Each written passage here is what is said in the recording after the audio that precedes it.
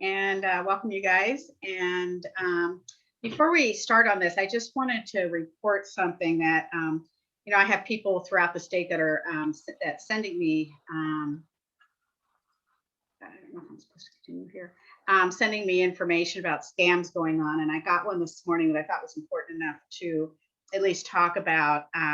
This was happened down on the Kenai Peninsula, where this person's grandmother had received a call on Publishers Clearinghouse. They call it PCH.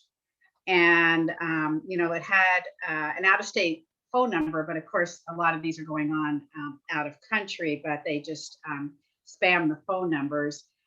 They claim to be from New York, and they claim that this person had won big, but that she needed to pay a fee to get her winnings. And this person actually, they wanted $5,000. This person actually went down to get a cashier's check in the amount of $2,500 made out to the person that they told her she needed to. The little kink in this one that was kind of interesting is that they said somebody was going to come pick up the check, and I don't normally see that where there's somebody actually local, or they're not getting an iTunes card with the numbers on the back, or something that's happening remotely. By the fact that they said that somebody was going to come pick it up was very interesting to me, and it made it seem like that maybe there were some money mules here in town or in Alaska, or maybe they didn't even know what they were picking up and they were just depositing it. And again, as part of another scam. But it just happened to be that this person talked to her granddaughter before that happened, and her granddaughter let her know it was a scam. So she wasn't out that $2,500. These happen all the time. We just got a call just prior to this Zoom meeting from the state director, and she'd gotten another one of those, gotten a robocall that was supposedly from the IRS saying that she needed to call right away, press this number, that there was a problem with her account. And she said it was very scary. And so you've just got to be careful with these. In these situations, and you can go on the Publishers Clearinghouse website, they have a big warning there. They never phone call. They either show up or they send a certified letter. So you've got to be really careful on any of these situations. It's better to just hang up the phone if they're going to be scams, because none of these government organizations, local court systems, none of those are ever going to just call you and let you know those things. And even be careful with email. So just to let you know that this was happening in Alaska, and these people are getting calls to be careful. So today's topic is romance scams, and which is also online dating. It's big business for criminals. Millions of people are using these dating sites, and that millions figure was verified by the FTC. In 2019, the FTC reported $201 million lost to just romance scams. And that was more than to fake lotteries and to the sweepstakes scams. Just like this one I just talked about. That's up almost 40% from 2018. And in the past 2 years, the total losses for this type of fraud was higher than any other scam. We know that it's just the tip of the iceberg, because most people don't even report these scams. They're either too embarrassed or they don't know where to report it to. So that number of 201 million, I believe, is just the tip of the iceberg of what's really happening out there. It affects both men and women.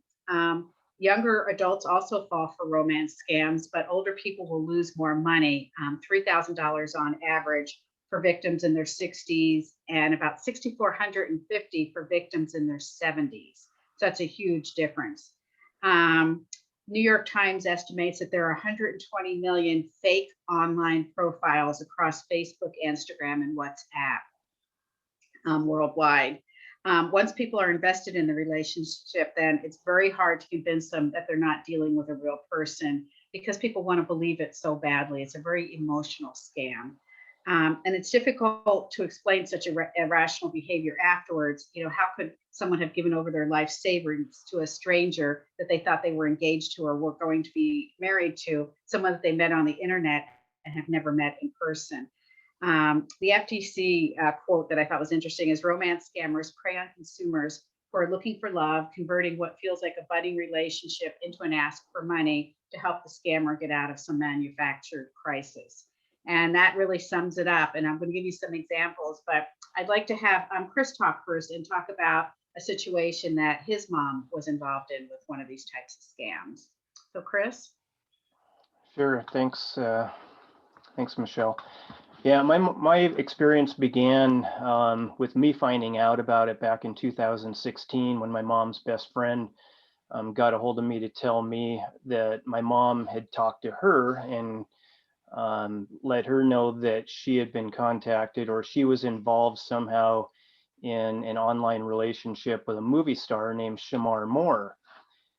He's a guy that plays on Criminal Minds, a TV show I've never even seen. But anyways, if you Google the name Shamar Moore, you'll see a good-looking African American guy, and why he would want to be involved with my mom, who is a 74-year-old lady that lives with her dog in Washington State. Who knows? But I knew what was going on immediately.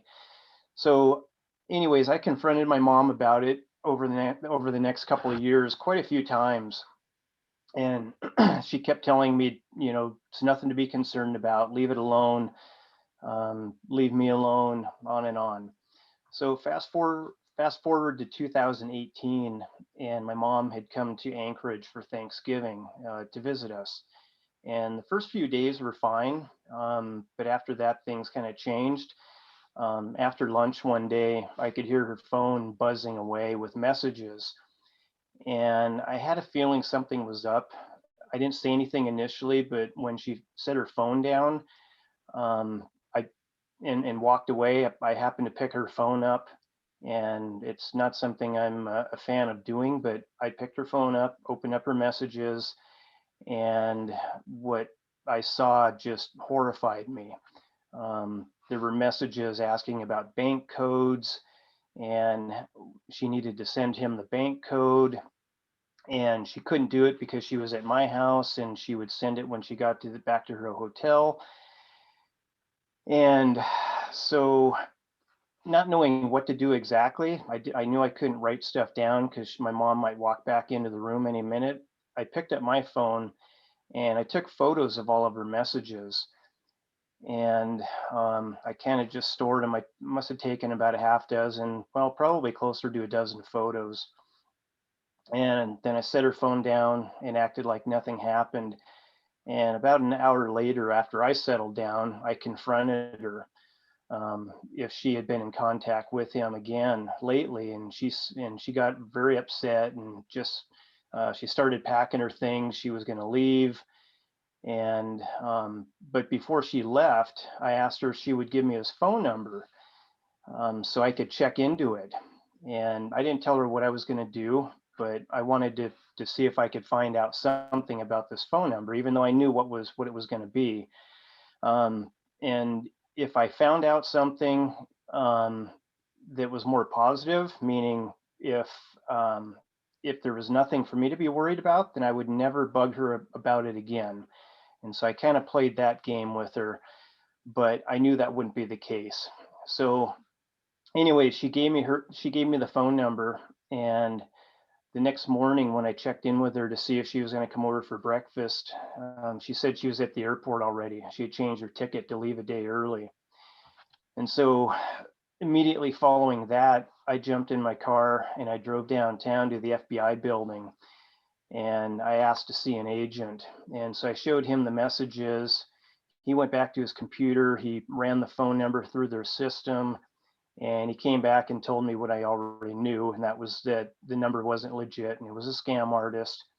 And so he actually called my mom right then and there and identified himself, and he told my mom that I was sitting with him, and he continued to tell her that it was a scam and what she needed to do. And in the middle of that, my mom hung up on him. And so I went back home. I thought about it for a couple of days and talked to my boss about it. And what we eventually did was we put all of those photos, we kind of condensed them down to where it only showed the message and the phone number that was attached to it, which was this crook. And we printed these out on some kind of official looking FBI documents. And I had about a dozen of them, and I put them into a file folder. I jumped on the next flight that I could the following day, and I didn't tell my mom I was coming down. But as I drove up to that house, or as I drove up to her house the next day when I got there, she walked out, asked me why I was there. And I told her that after she hung up on the FBI, they had instructed me to fly down and confront her with the information that they had pulled from her phone, not that I had taken photos. So I was lying to her, but I had to get the message across because she had already hung up on them. So to this day, she still doesn't know that I had taken those photos. But anyways, I told her that there were very disturbing messages that the FBI had seen, and they had made me copies of them. So right then and there, I went back to my rental car and I pulled out that file folder, and I went to my mom and I opened it up and I showed her all these messages, and she recognized everything and she was embarrassed. Um, Anyways, one of the most damaging messages that she sent him was a photo of me and my daughter. And I showed that message to her also. And I told her that attached to that photo were coordinates of my home. And so now their so-called Shamar Moore scam artist now knows where we live because of this. And I went on to tell her that, myself and others had been warning her for a long time about this crook, and he wasn't legit. And now look at all the damages that could be done. So what I was really trying to do was shock her system to kind of wake her up and get out of this mental focus that she was in, because she had been texting and emailing and talking to this guy or whoever this person was for 4 years, or at least 2 to 3 years at this point. And so she finally, after looking through everything and listening to me, the first thing that came out of her mouth was, "Oh my God, what the hell have I done?" And so she said, "Okay." So the next morning, we made a visit to her bank. She put me on her bank accounts, and so I can view and just kind of keep track and make sure everything that she's doing is legit. Following that, well, actually, while at that bank, she had told me and the agent we were talking to what she had done. And she had opened up 2 personal lines of credit. And the first one, she was able to successfully wire all that money to this individual, which was, I think it was about $5,000. And when she tried opening up the second one, actually she did open up a second one and sent him another 5,000. And then when she tried to do it again, the bank shut her down. And so the bank had said, "All right, you haven't paid back the second one. The first one she was making $100 payments on, and she still is to this day." But anyways, they shut her down from opening up any more accounts. So following that visit, we went and visited 3 more banks that day and talked to their fraud departments. And what we found out was this Shamar person would talk my mom into going to the bank. She would open up an account. He would wire money to that account. And because that wired money takes a couple of days to clear, what they would do is the next day, my mom would go and withdraw all that money based on her good credit. And she would pull the money and then she would go wire it back to him. And as soon as she would do that, he would stop the payment on the wire transfer to the bank. So she was using MoneyGrams and Western Union and be sending all this money, and they would be anywhere from $500 to $1,500 transaction each time. So each one of those 3 banks were roughly $5,000 to $6,000. So to this day, what was the excuse he gave for stopping his wire transfer to her? Do you know? He didn't tell her. He wasn't telling her about that. He would just do it. Yeah. and she, she had already taken the money out and given it back to him. And so, but he kept claiming that there was some briefcase involved. Eventually, this turned into a briefcase that is locked in storage, and he's got to get the money to get the briefcase out. And it was just a big scam. So, and why did she believe it was really him, and why was he needing money since he was a movie star? Is there explanation on that? No, she never really gave us a good one. It all kind of started with, so I think he found her on Facebook. She had liked his page and was following him.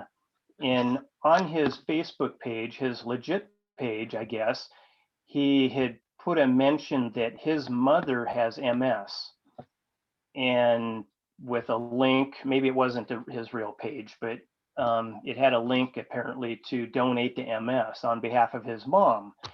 And that's when she first did that. She sent $100 in, and it wasn't until we were at the banks when she finally confessed that she had sent that money through Western Union.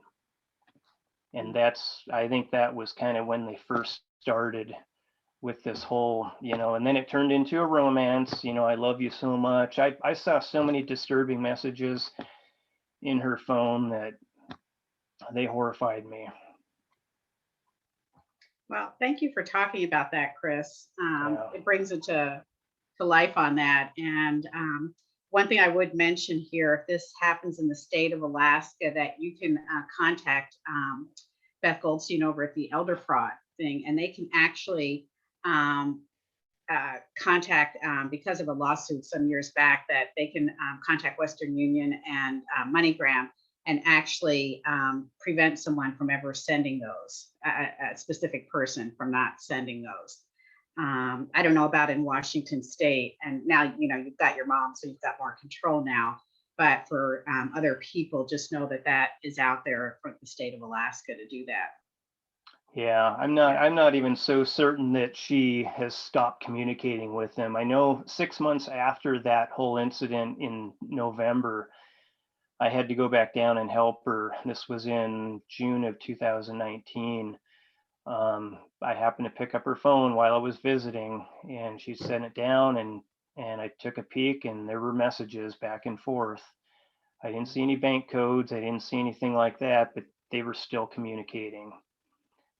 So it's who knows frustrating. if it is. It's very frustrating. It's the lure that she got sucked in, and she lives a very lonely life now, and she's kind of deserted all of her friends, all of her family.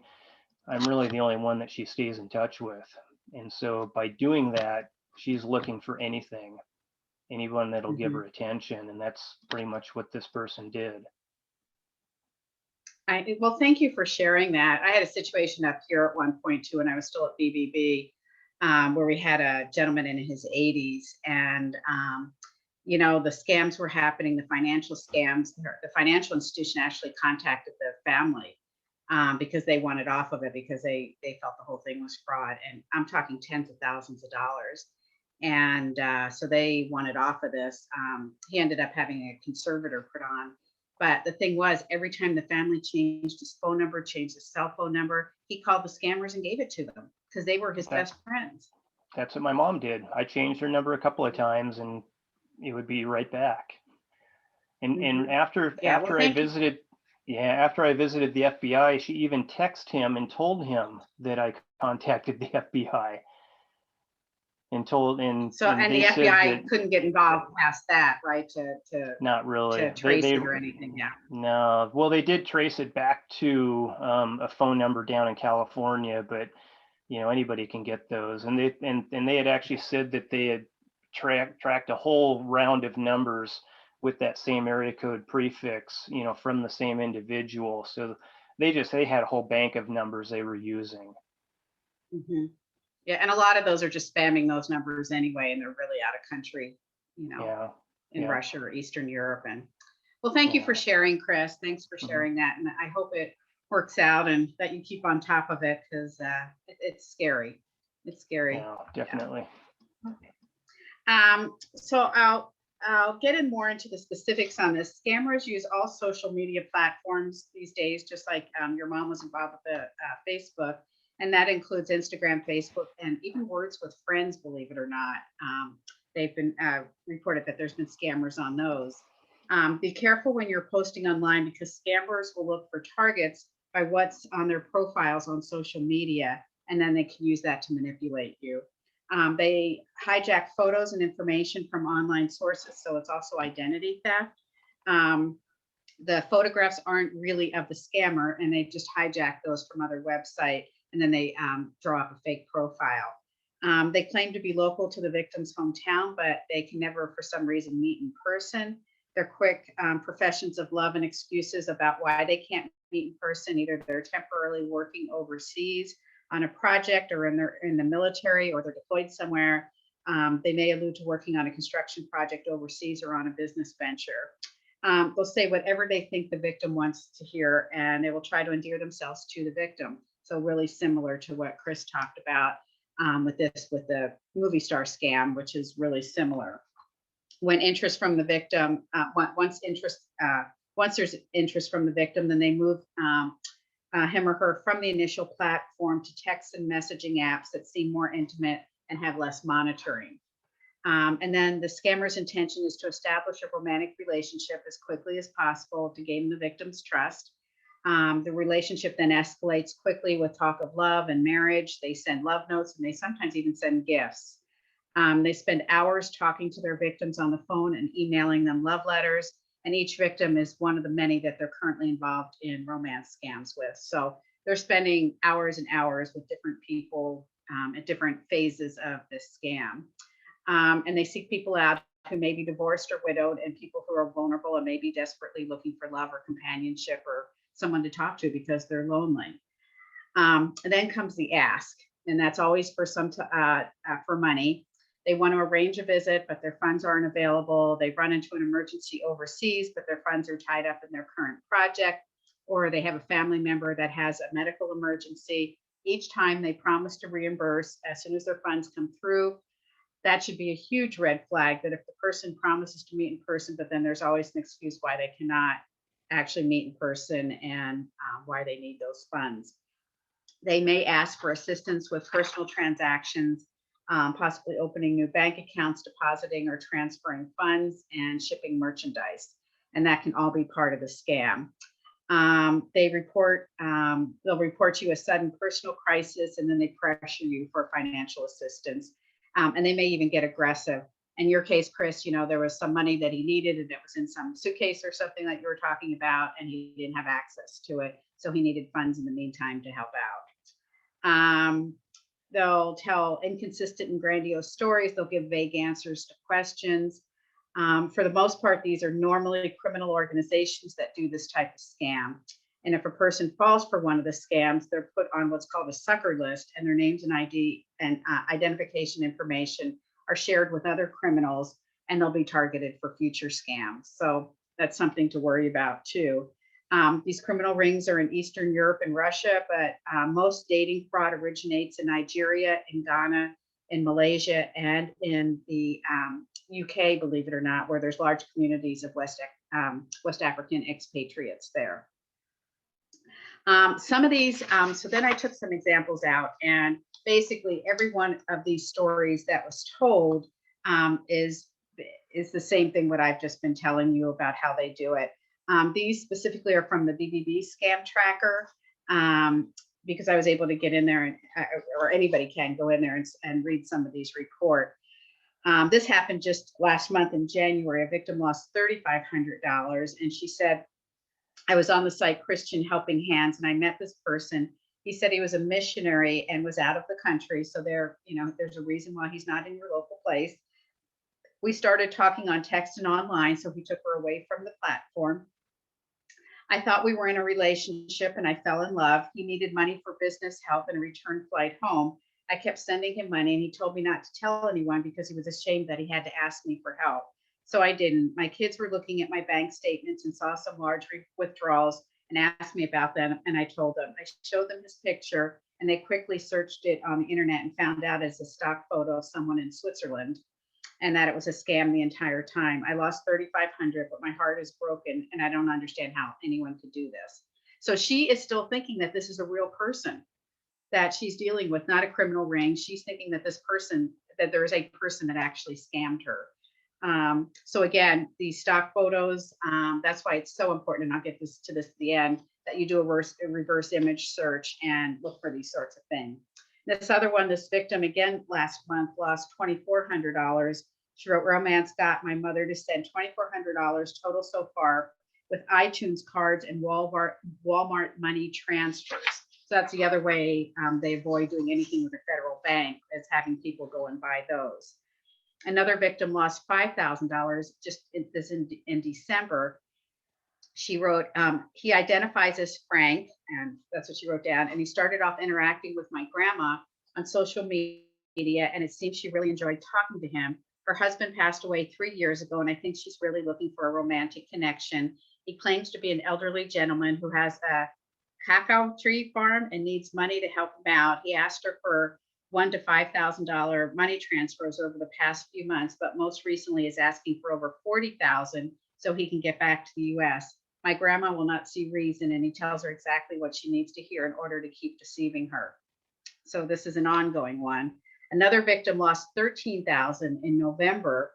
She said, I was online dating. I have pictures of such and such from South Korea. The camouflage behind her lie of wanting a relationship with me, marriage and family. We communicated for a year. So some of these can go on for an extended period of time. These are long-term scams to get as much money out of the person as they possibly can. She said she wanted to leave the modeling agency to get out of the contract, and I needed to wire $2,000 to Western Union office to her manager in the Philippines. Then she said her grandmother was sick with COVID, and then she got in a little bit of trouble and needed money. Then her sister needed money for school fees. So I really believed her. I thought she was too young to be lying like that, and I have all the receipts. So he was looking to get his money back from these scams. And again, once you wire that money or buy these cards and give them the number on the back of it, the money's gone. There's no way to get it back. Another victim lost $1,100 also in November. And I thought this was interesting. That's why I included it. She said, we met on Words with Friends and then continued talking on Hangout, which is another platform I have never heard of. He claims he's in the military overseas and he's waiting a month to ask for any sort of help. He needed $1,000 to have a parcel delivered to me and he would pay me back. He wanted me to use Bitcoin and he wanted me to email the courier company myself. So I did. And then I received an email stating that they needed more money. And that one went on. This next victim lost almost $20,000, $19,818. And this was just in October reported. And this person says, my online fiance. So they thought that they were getting married to this person. That this has been going on for 3 years, sent me a package that contained his presents for me that he bought in China during his vacation there. I received an email from the Courier Express service stating that the package sent by my online fiance has a hold on the process because he didn't pay the entire amount. So again, those are scam emails as well. They're not from a real company, but this person thought they were. There was still a balance of $9,000 to process the shipment. So I forwarded the email to my fiance and he asked me to pay for the remaining balance at the moment because he was somewhere without any access to being able to pay that online payment. He promised that he'd pay me back. I paid the remaining balance in fragments ranging from $250 to $1,000 through Western Union. After almost a year of paying, I received another email from a shipping company containing a letter from U.S. Customs stating that they received my package and they had to hold it as protocol for an international package, and they asked for another $9,000. This an ongoing, and this person kept sending money. And although he hadn't paid me back the last processing fee, I paid the U.S. Customs in fragments again. And my family, they made me realize that my fiance and the shipping company have a high possibility to be just one person. So I guess the family figured out that this was really all coming from him. And she says, I sent many gift cards in addition to that to help him financially. This victim lost $50,000, and this is the last one, and this was in October. I met this lady via a dating site online who professes to love me. I fell in love with her, and with that, she started making demands about her sister requiring surgery, and she had no money, and she pleaded, and I assisted her with a sum of $6,000 which I foolishly did. After that, she spoke about coming to see me, and she wished she had a car so she could drive down to see me. She was able to convince me to part with another $3,000 for the purchase of the car, but she never came, and she made other demands. And I even got numerous debit cards where she asked me to make deposits so she could take care of her bills. So this was another one that went on. So tips for avoiding these types of scams, romance scams. First of all, be careful of what you share on social media and dating sites. Scammers can use those to target your feelings, which is, they just get as much information as they can. So they can target those feelings. They research, be sure and research the person you are conversing with, enter their profile photo into a reverse image search and see if other profiles using the same photo come up. Also, you can enter the text from the profile into Google and see if the same text is being used elsewhere. And I think that's what the FBI must have showed you, Chris, is that this was being used in other places. And does this person have a profile set up on Facebook and LinkedIn or other social media sites? So make sure that everything agrees, and that's who you're actually dealing with. Go slowly, ask lots of questions. At the beginning stages, the scammers will begin grooming the victim so they learn everything they can about the victim. So be careful of what you're sharing. Beware if the person tries to isolate you from your family and friends. They want to become your best friend, and they don't want you dealing with your family who may tell you this is a scam. They don't want you dealing with bank people because, this may be a scam. Don't send inappropriate photos or any financial information that could be used to extort you. Have the person send us, and so their suggestion is have a person send a selfie holding that day's newspaper and make sure the photo matches up to the profile, which is kind of interesting. Of course, my advice is always going to be to deal actually locally where you can meet that person in person at a coffee shop or somewhere public. Beware of the individual who promises to meet in person, but then always comes up with an excuse why they can't. Never send money for whatever reason is given. Never buy gift cards, including iTunes or MoneyPack. Wiring money or buying prepaid cards is the same as sending cash, and you'll never get it back. And never provide credit card or bank account numbers or any personal identifying information, such as your credit card number, to anyone. And then to report a scam, we've of course got the AARP Fraud Watch Network, which is at aarp.org, or the phone number, which is 1-877-908-3360. You can report to the Internet Crime Complaint Center or your local FBI office. And you can also contact your financial institution immediately upon discovering any fraudulent or suspicious activity so that they're on notice on it and could put holds on your account. And then you want to report the activity to the website where the contact was first made. So with that, I'm open to any questions or comments, and if everyone wants to turn on their videos so we can see and go from there. All right, a big thank you to Michelle and to Chris. It's unfortunate that these things happen, but I think it's great to actually learn from the experience that when they do happen. So Chris, thanks for sharing that. Michelle, thanks for the additional information you provide on how to avoid it. I think we can probably wrap up here if we'd like. Michelle, I want to say thank you for everything. Mm-hmm. Chris, thanks, and thanks again. And we can just let everyone know that we'll be back in March with COVID-19 scams. Will be the next subject that we'll discuss in March. So with that, I'm going to call it a day here on the AARP Fraud Watchdog team presentation, and wish everyone a great day, and we'll see you all next time.